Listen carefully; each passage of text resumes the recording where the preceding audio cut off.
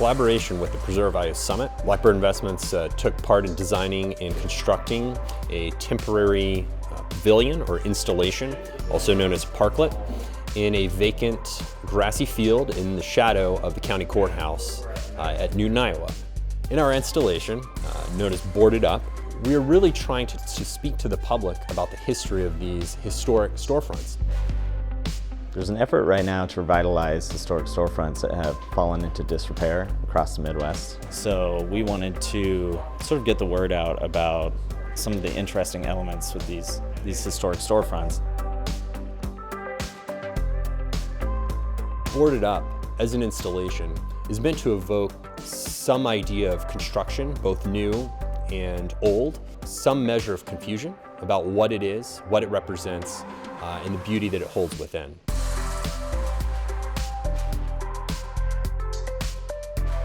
Right from the get-go, it was mostly concepting and 3D modeling. It allowed us to test out different options. I think we had like 5 or 6 different options that we were working through.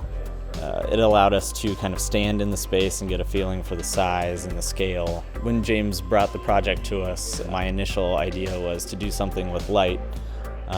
And it just so happened that James had a very similar idea, and he brought to my attention the idea of using Luxfer tiles. The Luxfer glass is unique because it was used predominantly in the Midwest before the advent of electric lighting.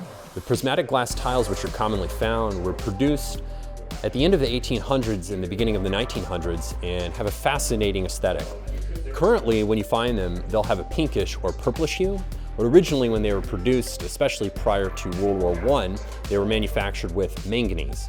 And the manganese maintained a clarity to the glass, but over time, the UV radiation or solar radiation discolored the panes of glass to what we see now. By making them in multiple directions and also by making it so that they were counterweighted and that they could move, you could really see how the refraction of the light really changed throughout the day, and also just as you started to move the installation back and forth. The most common element you'll see across the state of Iowa in most main streets and most downtowns is the storefront. The storefront is in many ways expressive of business, economics, technology, all of which was occurring at the turn of the century, almost 100 years ago.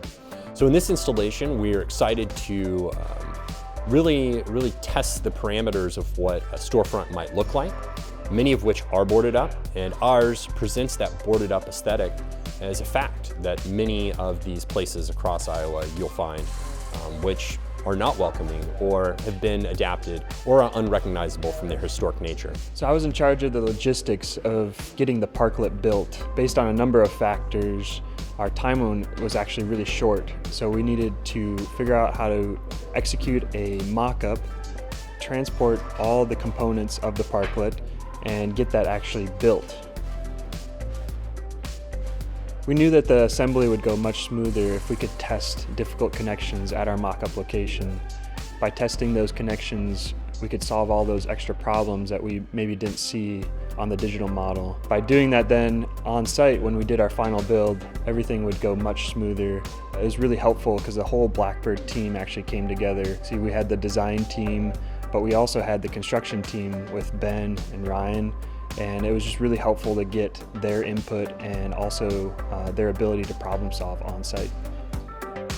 Underneath the plywood boards of most main streets across Iowa, there's often found curious, beautiful history waiting to be explored and understood.